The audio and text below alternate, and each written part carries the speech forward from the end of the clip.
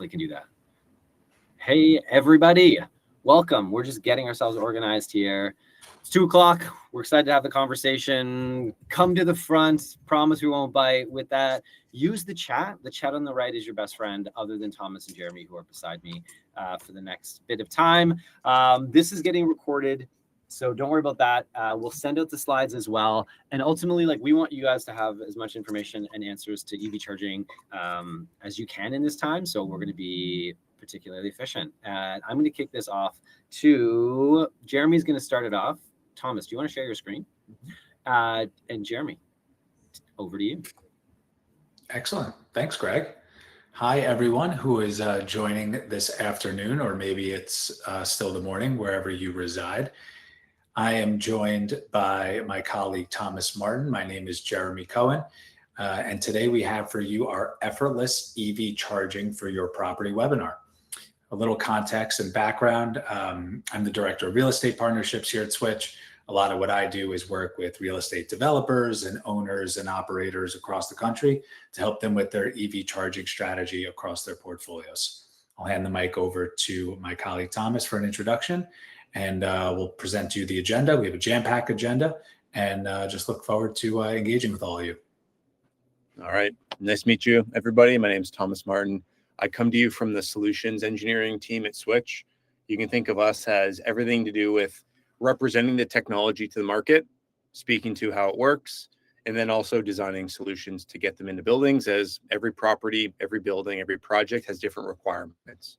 And so my team's job is to make sure that we are effectively applying the technology to make sure that the property extracts as much value as they can. We got a lot of slides today. Jeremy and I like to move quick. So we typically like to get this presentation done in about 20-25 minutes, leaving plenty of room for questions. And so our approach today is we'll give you a lot of our experience, a lot of our context for how we work with EV charging projects at a number of scenarios. And then we got plenty of time for questions at the end. Ask your questions in the chat. I'll be keeping an eye on that as we go. Jeremy, over to you. All right. Thanks, Thomas. Next slide, please. So here's a bit of our agenda today. I call it the sandwich. I'll basically start on the summary and why EV charging now, and the plan, the key questions to consider. Thomas is going to take the meat, which is the system, the hardware and the software, and then we'll both wrap it up with the path forward. This is really curated for those who are EV charging novices to EV charging experts to really glean insight from what we're seeing out in the industry and in the field today. So let's get it going. A little bit about Switch for those of you who are unfamiliar with us, and maybe you are familiar with us. We have an impressive amount of chargers on our network. I actually believe it's closer to 25,000 plus, with an incredible network uptime of 99.7%, which in our industry, uptime is everything. And we're very fortunate for the many incredible clients who trust us with their business. You know, they have assets they need to manage, and EV charging has quickly become an asset class as well within the subcategory. So we're very fortunate for our clients and for the sheer amount of quantity of chargers that we have out there in the field right now. So when we look at a property type, a lot of what you'll see throughout this presentation are questions that we have been asked or information that we glean consistently. So when someone comes to us and they say, hey, we want EV chargers at our property, how do we begin? What does this look like? We like to break it up into 4 different buckets, essentially. So we'll start macro and then we'll get micro. So anywhere from a design, and that includes having qualified electrical engineers come out to the site, assess the property, see where the panels and the breakers and the electrical sources, maybe the desired spots in which you want to put EV chargers, and develop a comprehensive plan around that. We are then getting a quote. The quote includes the necessary EV charging hardware, the software and the network, as well as the labor. Then it comes to the installation, right? We got to get these chargers in the ground or up on the wall. And then after that, they're done and they're planted or they're mounted. How are we managing these chargers? How are we monetizing from transactions? Most importantly, how are we obtaining the revenue from that? So we'll get into that shortly, just a brief overview of what we're going to look at today. So let's get into it, Thomas.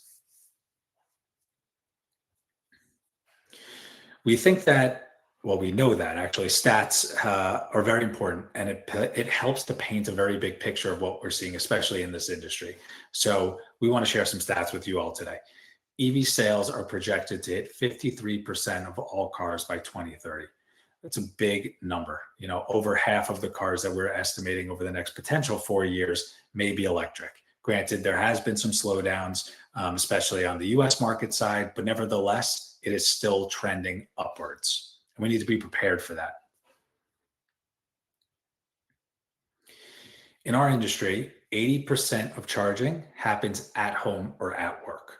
So minus the few chargers that you see along major corridors or public retail sites, 80% of the charging for regular users is taking place at single family homes, at rental properties, or where people work from 9 to 5. And what we'll also talk about a little bit later in this presentation are the incentive programs that are out there today that can help offset installation costs to get chargers in the ground. Many states are very bullish on making this happen, as well as utility companies. So we definitely want to work with them, and we want to leverage all possible angles to put in EV charging infrastructure.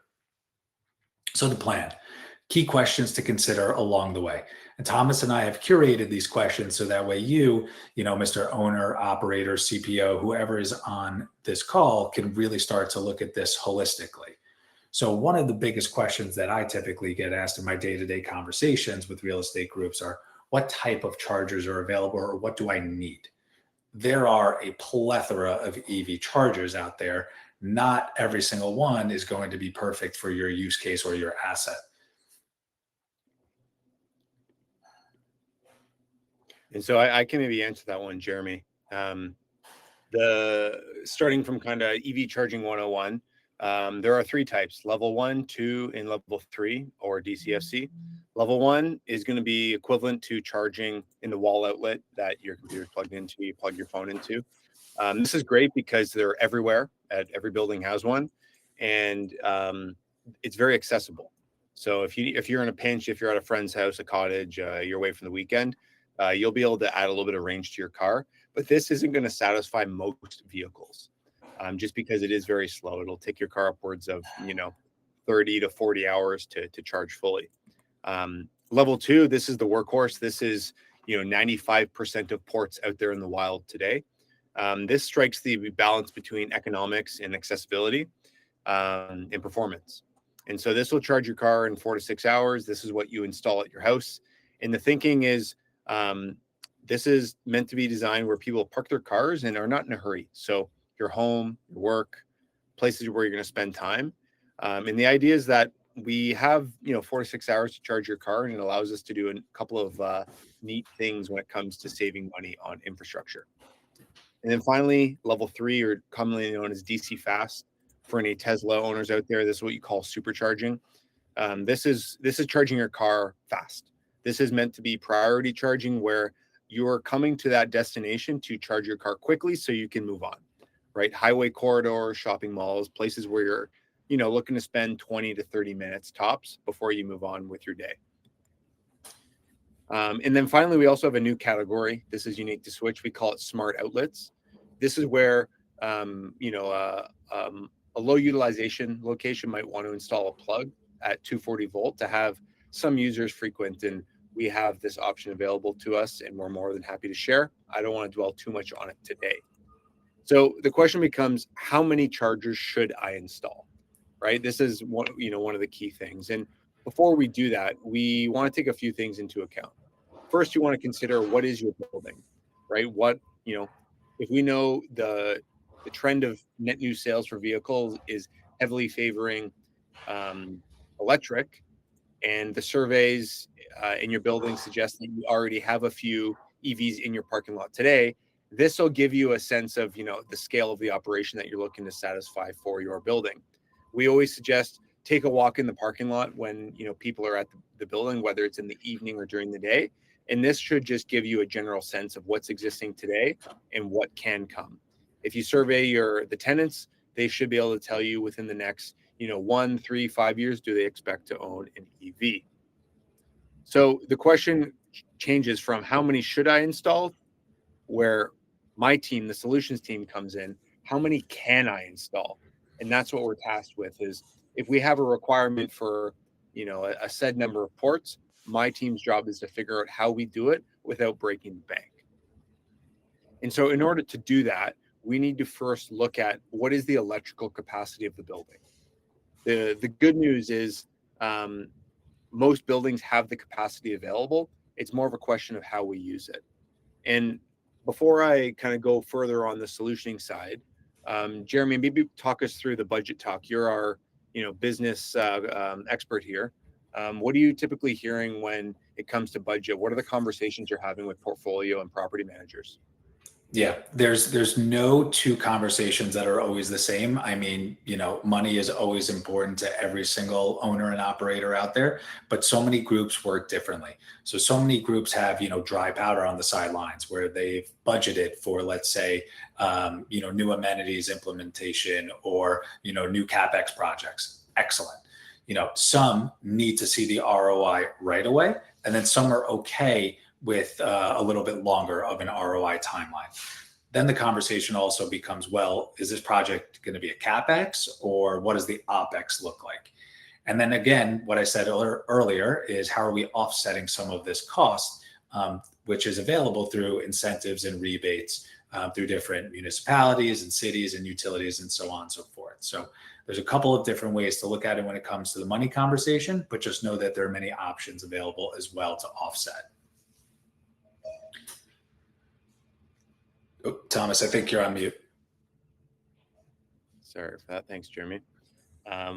Budget's something we like to have a picture of going into the technical side, because it'll start to force us down the path of what priorities do we want to take on the system design in order to remain within that budget that we've planned for. And so the question when it comes to hardware and software and the technology is, can I just buy any charger from Home Depot online, install it, and allow people to start charging? Technically, yes, you can do this, but you're going to be giving away free energy at that point. And so that's where technology providers like ourselves come into play. We help you manage that physical installation when it comes to the charging station, the billing, things like that. And so for a lot of properties that, let's say they're rural, behind a gate, buying any charger off the wall or off the shelf might do the trick. But the fact is that the majority of urban centers need paid for charging because the building doesn't want to give away free energy. When it comes to the tech, I'll make it easy for you guys. We've broken it down into 4 core pillars of the technology. I'm going to address all 4 and why you need it. It's less, don't think of this as a sales pitch. I'm going to arm you with the information and the questions that you want to ask the vendors that you're going to be sourcing for this project. And by the end of today, we hope Switch is one of them. But the information I'm arming you with is hopefully going to make you an agnostic buyer that can ask educated questions in the sales process. So first, let's talk EV chargers and infrastructure. So what should I look for when purchasing an EV charger? There are a lot of specs. They all look different, cable lengths, port types, some are faster, some are slower. But at the end of the day, what you want to ask for is this station proprietary to a particular company? And does it support the standard called OCPP? To create an analogy, EV chargers are a lot like cell phones, where 10 years ago when networks used to lock them to a specific provider, Bell, AT&T, Verizon, you were stuck with that provider for the lifetime of the hardware. Early in the EV charging industry, a lot of companies took this model, whereas the vast majority of the industry today is open, meaning you can take that hardware and move between providers just like you can a cell phone without having to buy a new charging station, which can get expensive.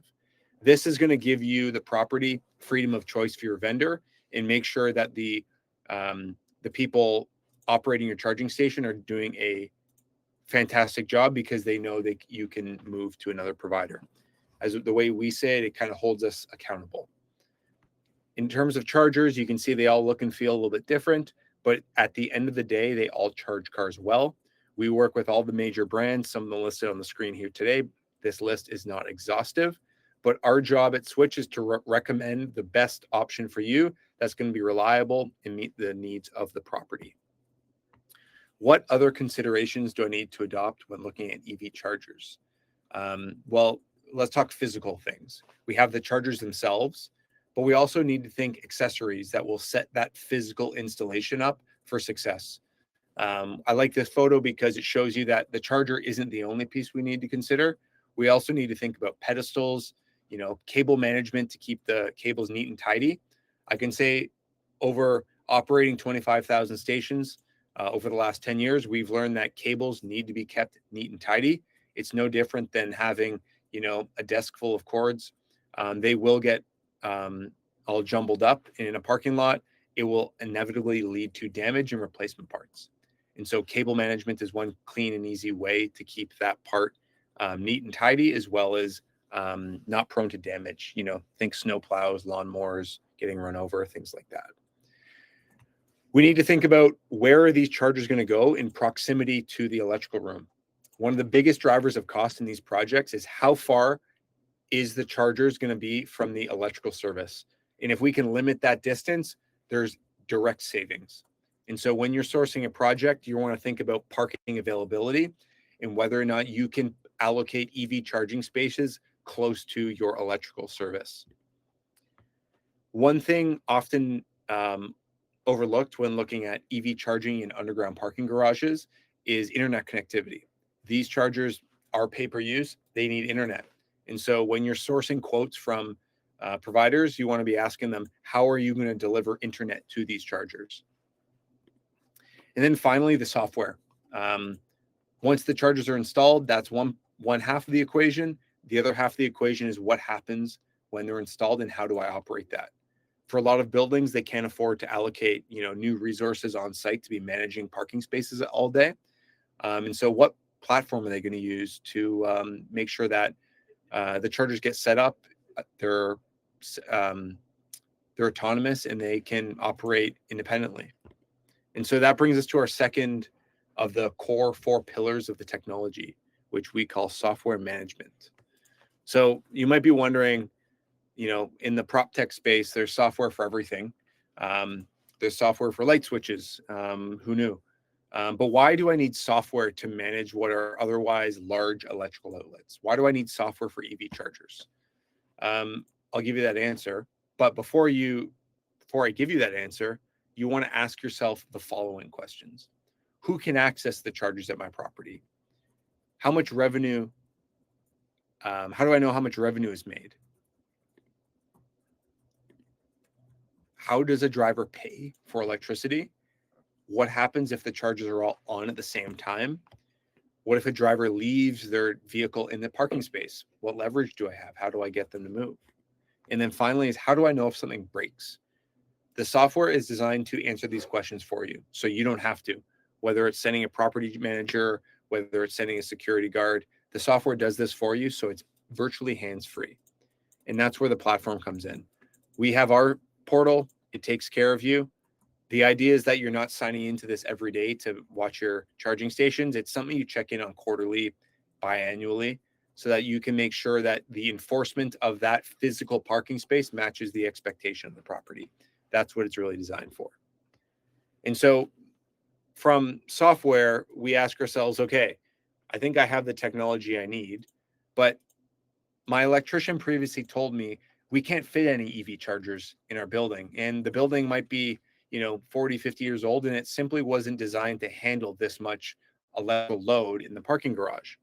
And we can't afford to spend hundreds of thousands of dollars doing upgrades. So this brings us back to the question, how many chargers can I install without breaking the bank? At Switch, we can make sure it happens. Virtually any building can install chargers today, so don't take no for an answer. It's all about how do we use technology to get the job done. So let's talk through how we do that.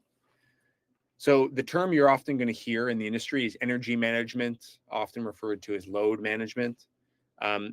This is a textbook example that should communicate the concept.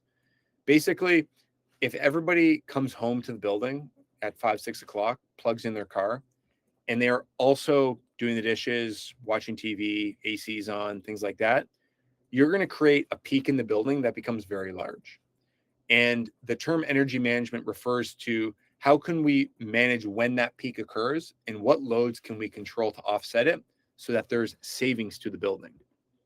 And so I've got a little animation here that is going to show you exactly that. So as we add EV chargers to the building one by one, we will slowly increase that peak. And if we don't have a plan for how to deal with that peak, we will very quickly exceed and end up with a very high infrastructure bill. So if we can take advantage of when charging happens, which in a lot of cases we do, we can shift charging to the hours of the day where the building is not at its peak. And this is where the savings come in. And this is on the order of tens to hundreds of thousands of dollars in a single building. And so how do we do that? There are different wiring methods that we can make use of, whether it's one or more chargers sharing an individual circuit. We can also share panels, meaning multiple chargers on a panel sharing the available capacity. And we can go a step further by mixing in chargers with other non-EV charging loads.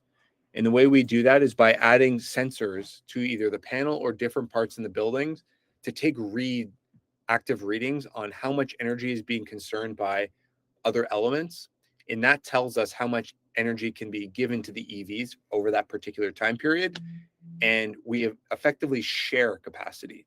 This is a new concept. A lot of electricians are not aware of this just because it's only been around for 5 or 6 years.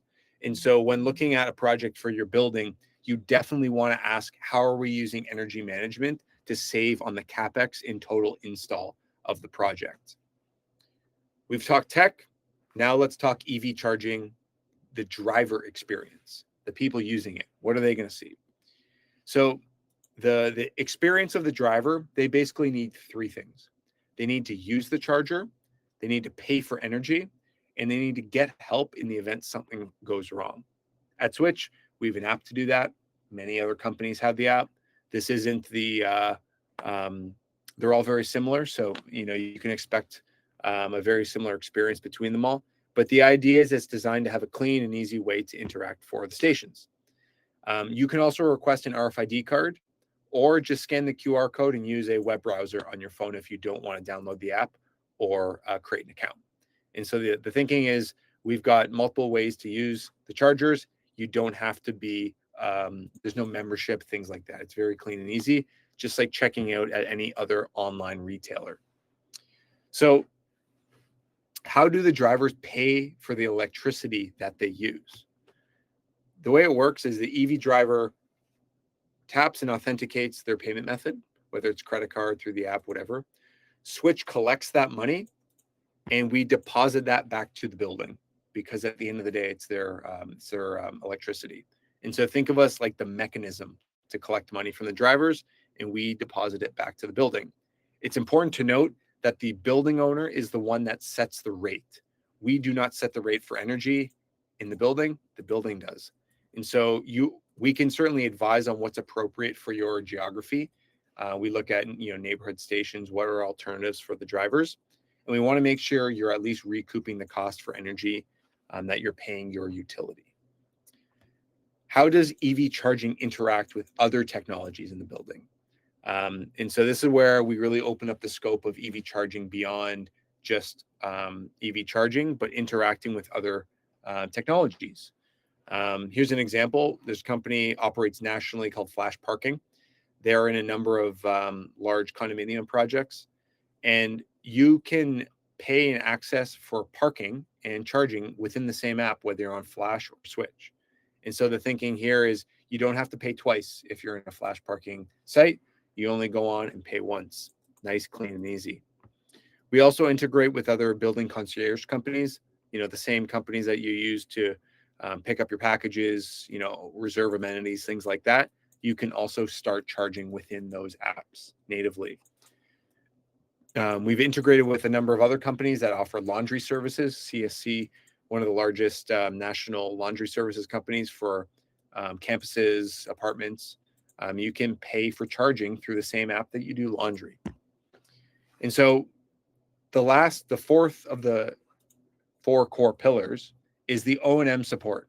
So previously we've talked about everything to do with getting charging to the building. It's installed. Now what happens now that it's online and operational. And so, Jeremy, I guess let's draw on your experience here. You're talking with a lot of portfolio managers, people that operate thousands of chargers. What are they hearing when it comes to the key things that they're looking for to operate a seamless charging operation in a portfolio? What matters to them? Yeah, no, it's how I started off this conversation with everyone here. It is the reliability aspect, and whether that's the reliability of the network operating the chargers, which Thomas took such a granular dive into, but it's also the reliability of the physical charger itself. So Thomas also alluded to cables. We want to encourage good cable management etiquette, because if someone drives over that cable or someone bumps into it, we see cable theft. That is, unfortunately, has been on the rise in our industry, those that are cutting cords for copper resale. Having that plan is everything, and ensuring that you have the proper O&M plan, so that way you can replace parts, you have necessary labor available to you. If you need to replace a physical unit, all of that has become very important in the eyes of the owner operator, because they've invested, in this asset for their own asset. So they want to ensure that's working.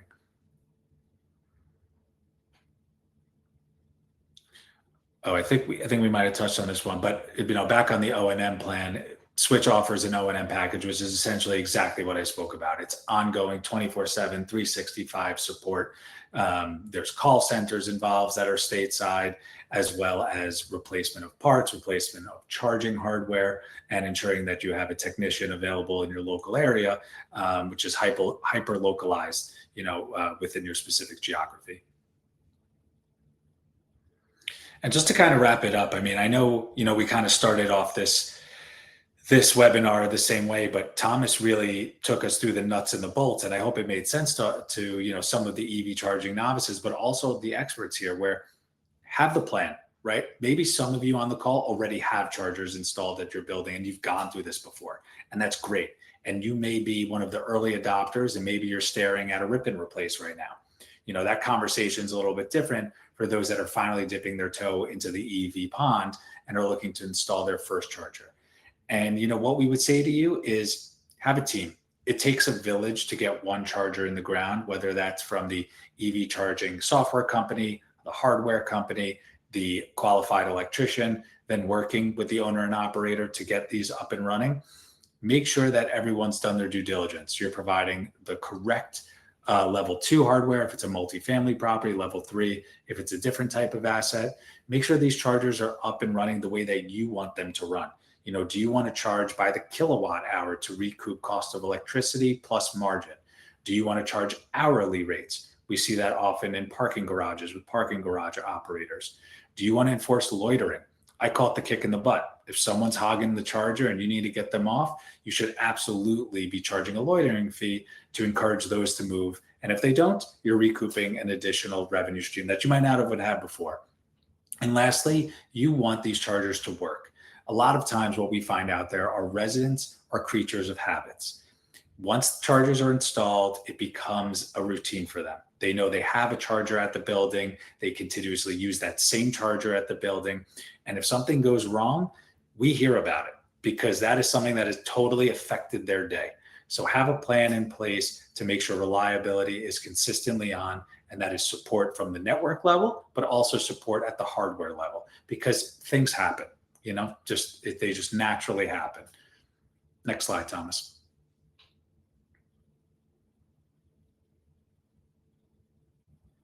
All right, how did we do here? 30-minute mark. We flew. It went by so quick. 25 minutes to the T. We got some questions in the chat. I'll start off with Patrick's. Can the software integrate with property management software to maintain a proper tenant database?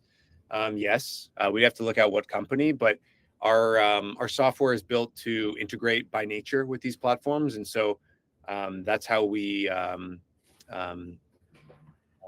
keep track of who's using them and making sure that certain tenants lose access if they were to move out, for example. You mentioned Entrada. Yeah, Entrada, yeah. Yeah, and I think Entrada is one of those that we obviously had conversations with, but for us, it's about, we've got several in the space and we're in conversation with lots of them, but it really takes clients like yourselves to bring us into those conversations, because that's what's helpful for all property management software to truly bridge the gap between vendors who want to integrate and properties who use your service. So feel free to share. Hey, Switch is got a platform which could be integrated with it. Are you guys, John? Yeah. John, we have a NHOA Twin Towers parking, some covered, some not. Absolutely, we can help out and quote. We can do the design for you and basically walk you through all the trade-offs. We can before we go into design, we like to give you all the options available to you because we like to get creative and basically test, what experience for the drivers would be best here. So yeah, we're happy to help. Jeremy can get in touch. I got a private message that was sent to the administrator. For situations of multiple parking garages or multiple parking levels, how do you deal with the networking situation of bringing cat cables through the walls? Yeah. There's a few ways to do it. We prefer not to do data cable in the parking garage because the labor to get that all applied can get very expensive relative to the cost of the chargers. At Switch, we have a technology that we've developed. It's all wireless. And so we can do communication between concrete levels, no physical data cable required. This is, it's called Switch Echo if you want more information. But basically, we designed that product to avoid the high cost of running data cable in the parking garage. We have a completely wireless system. And another one here about financing options. Tell me more about the ability to not have a CapEx solution. Do you guys offer one? Jeremy, you want to take that one? Yeah, absolutely. So, traditionally, a lot of what we spoke about was CapEx, where, Mr. Owner Operator pays for the hardware, the software, and the installation. There are additional financing models, such as charging as a service, where we can essentially bundle the hardware, the software, and the installation into one fixed monthly price, similar to a car lease, over an extended period of time. The beautiful thing about that is you can forecast your OpEx, which is really nice. And Mr. Owner Operator still collects 100% of the revenue, just like in the CapEx model, which is fantastic. So earlier on the presentation, different strokes for different folks, depending on the budget talk, but just know that there's always a solution to fit your needs. And I know sometimes we might speak generally, but that's just because every project really is different. And so we like to ask a lot of questions in that opening conversation of just, where are we putting them? Can we put them here? Can we put them there? Wall mounted, pedestal mounted? What types of cars? What's the use case? How long do they spend in these parking spaces? Things like that. I also want to add in there, one of the other things that we touched upon, which we didn't get too deep on, was the available incentives and rebates that are out there. So there are still so many programs, whether that at a city level, a state level, a utility level, that are really bullish on putting chargers in the ground. And definitely lean on those in the industry to navigate those incentive programs, because they're not always the easiest to navigate, but take full advantage of them, because there is free money out there that significantly offsets the cost of these projects. Sometimes it's close to 90 to 100% we see in some certain states. And you have to take advantage of it now, because as we've seen year over year, the utilities change, the utilities tighten their belt, and programs completely disappear. And they're all on a first come, first served basis. So if you have a project or two that you're interested in, please let us know where it is, the address, the location, and our team will make sure that we go out there and really try and capture all that free money. And we will absolutely apply it to the project for you. It is real dollars and cents that can be saved. And then, of course, you'll be recouping capital and making money through the EV charging usage as well. So it is a total win-win. Patrick, yes, absolutely. You can absolutely use your own electrician. We know that some groups have electricians that they know, trust, that have worked at their properties and their assets for a long time. We are more than happy to work with them. We will provide them all the spec sheets, the installation manuals, operation manuals, whatever it may need be to get the chargers and the pedestals installed, and we will work with them. It is that full team effort. We also have a certified training program if they are interested. This basically teaches them everything to do with the EV charging, how to install it, and how to get it online. So if you have anybody interested, we can share that program with them. It comes at no cost. And to John, yes, we can absolutely help you navigate that process as well. Feel free to shoot me an email, and then we'll get you going. Great. Hey, this was a great conversation. Thanks so much, Jeremy. Thanks so much, Thomas, for that. And thanks for the great questions. If you have any more, you can feel free to reach Jeremy. His email's in the chat. We'll send an email with this recording, so you can just reply back to that with any questions you have. Ultimately, we want to make sure you guys navigate this process as delightfully as possible. And otherwise, guys, have a fantastic rest of the day. Bye, everyone. All right. Thanks, everybody. Thanks, everyone.